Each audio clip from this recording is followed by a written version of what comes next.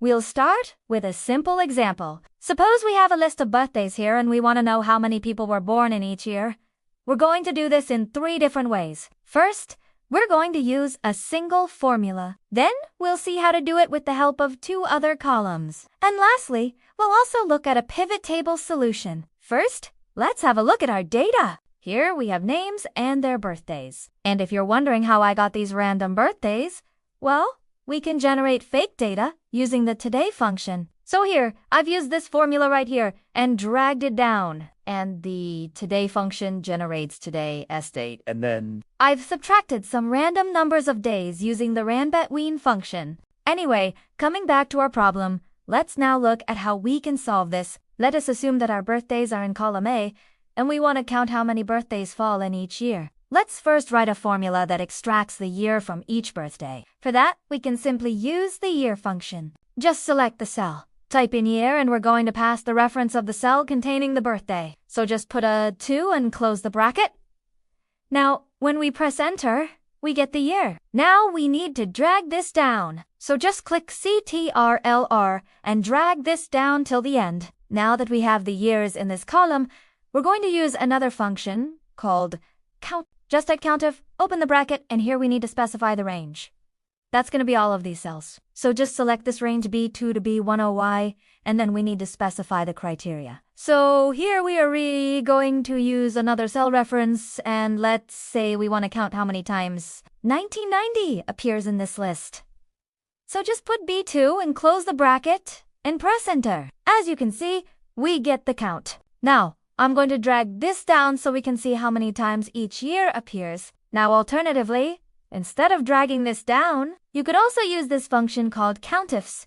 So here we're going to pass multiple criteria. So we're going to press F4 and add another criteria, and again we're going to use B2. But here we're going to use the ampersand operator and then type in asterisk and close the quotation mark and then open the quotation mark again and type in 90 and close the quotation mark and close the bracket and press enter. Again, you would need to drag this down. Alright, now let's look at an alternative approach, and that is to use a pivot table. So select your data and go to insert and then click on pivot table.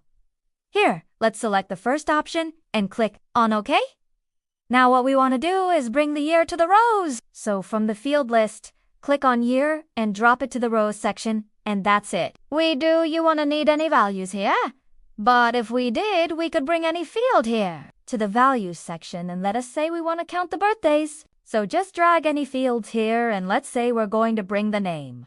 Now we're going to set this to count. So just right-click here and click on Value Field Settings. And here we're going to change this to count. Now click on OK, and as you can see, we get the count of names for each year. Alright, now let's check out how you can do this in Google Sheets. It's very similar to Excel. First, you'll have to extract the year, and you can do that by typing in year and passing the reference of the cell that contains the birthday. Then we're going to use the unique function to get a list of unique years. And finally, we're going to use the countif function. We'll pass the range, and then we'll specify that we want to count how many times each of these unique years appear in the list.